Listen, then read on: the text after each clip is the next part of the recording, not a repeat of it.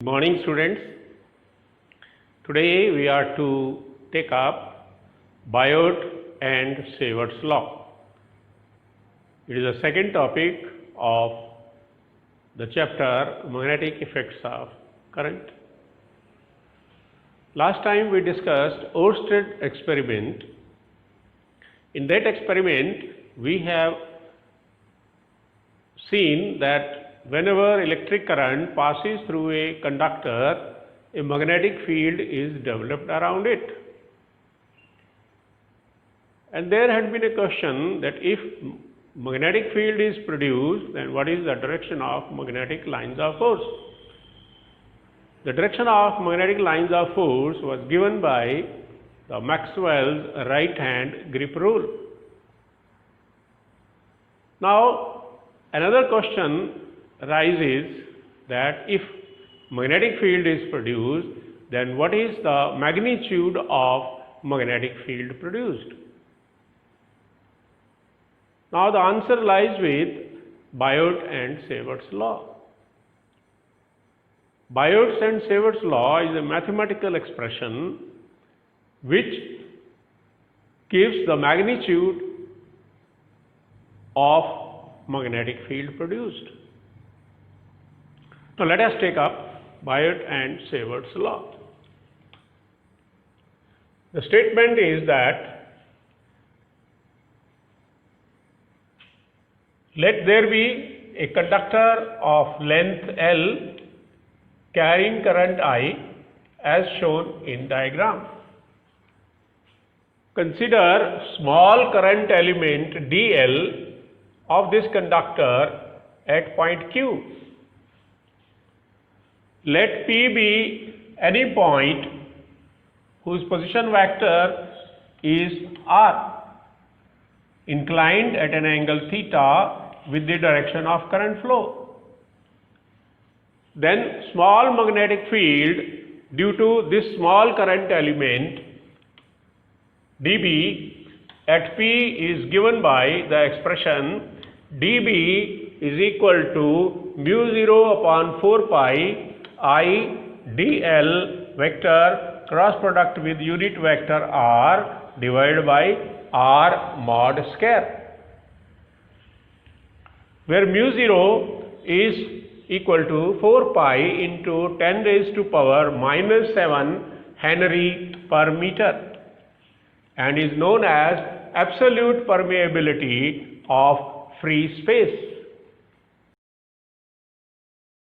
Now Biot and Sievert's law is given by the expression dB is equal to mu 0 over 4 pi I dl vector cross product with r cap divided by r mod square. Now this is vectorial expression of magnetic field given by Biot and Sievert's law. Now we need magnitude of magnetic field at point P and direction of magnetic field at point P. Now how we find out the magnitude of magnetic field at P? So we write this vectorial expression in the form of magnitude as mod dB is equal to mu 0 over 4 pi I mod dl mod r cap sine theta divided by r mod square. Because we can write this cross product as this part, because we know the cross product of two vectors is equal to mod of first vector into mod of second vector into sine theta. So that's why we have replaced this part as mod dl mod r cap sine theta. Now we can write this expression as mod dB equal to mu 0 over 4 pi I sine theta by r mod square into mod dl, because mod r cap is equal to 1. Now we are to find out the magnetic field due to whole length of conductor. The length of conductor is L. Now it can be obtained by integrating equation 1. So integration mod dB equal to mu 0 over 4 pi I sine theta by r square into integration of mod dl. Now after integrating this equation, we get mod B equal to mu 0 over 4 pi I sin theta by r mod square into mod L. So this is the expression, that is equation 2, gives us the magnitude of magnetic field at point P. Now we have to find out direction of magnetic field at P. Now we go for direction of magnetic field at point P.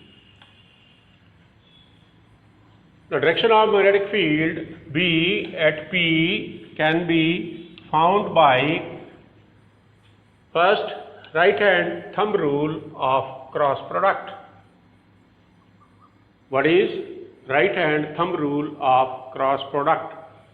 You keep the thumb at the point where magnetic field is to be produced and spread your fingers towards first vector, that is L, and then fold the fingers towards the second vector R cap.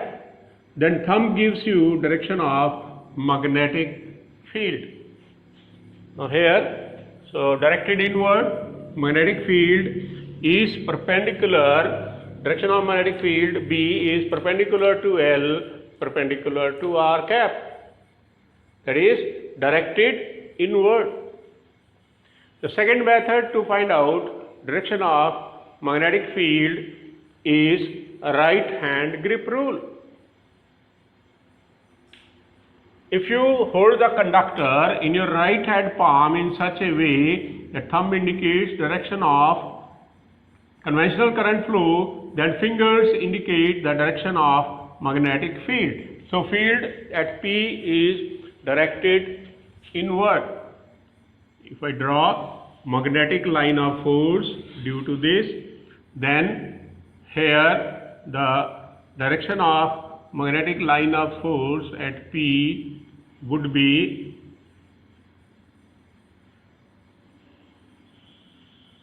this is the magnetic line of force, it will be a loop. So here field is directed inward.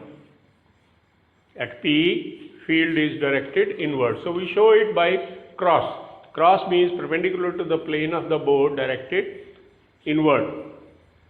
So this way we can find out direction of magnetic field. So field is directed inward at P. That is, it is perpendicular to L, perpendicular to R, directed inward. Either you find by this rule or you find by this rule. You can find out direction of magnetic field. Now since we know the magnetic field in vacuum is given by the expression B naught equal to mu 0 over 4 pi IL sin theta by R square. This is the magnitude of magnetic field at point P, which is directed inward.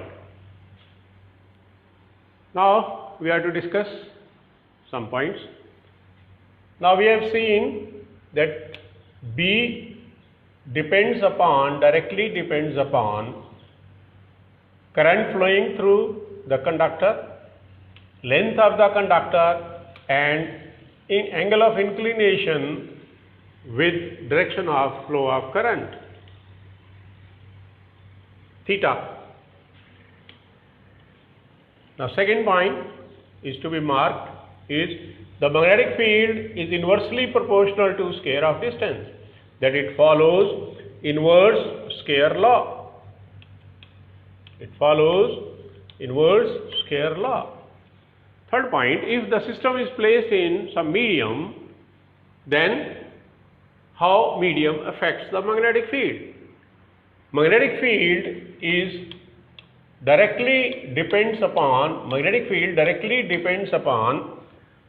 mu, the absolute permeability of the medium between conductor and the point. So how it depends upon the permeability? Let us see. Now magnetic field in medium is given by the expression BA, A for symbol for medium, mu A for symbol for medium, mu A divided by 4 pi IL sin theta by R square, where mu A is the absolute permeability of the medium. This is equation number 2, this is equation number 1, this is the field in vacuum, this is the field in medium. Now we divide the equation. By dividing equation 2 by 1, we get BA by B naught equal to mu A by mu naught. But mu A is equal to mu R mu naught divided by mu naught, where mu R is relative permeability of the medium. So mu naught cancels, we are having mu R here. So BA would be equal to mu R B naught. It means when the system is placed in a medium of relative permeability mu R, then the magnetic field in the medium would be multiplied by the relative permeability of the medium, that the magnetic field increases in medium. Now we come to the SI unit of magnetic field. SI unit of magnetic field is Tesla, denoted by capital T, and CGS unit of magnetic field is Gauss. How the two are related? So 1 Tesla is equal to 10 raised to power 4 Gauss. So this is all about Biot and Savart's law. Now we have to go for some questions to be solved on the basis of Biot and Savart's law, and after that we will go for applications of Biot and Savart's law. Now we go to assignment 2. We have to solve some questions on the basis of Biot and Savart's law.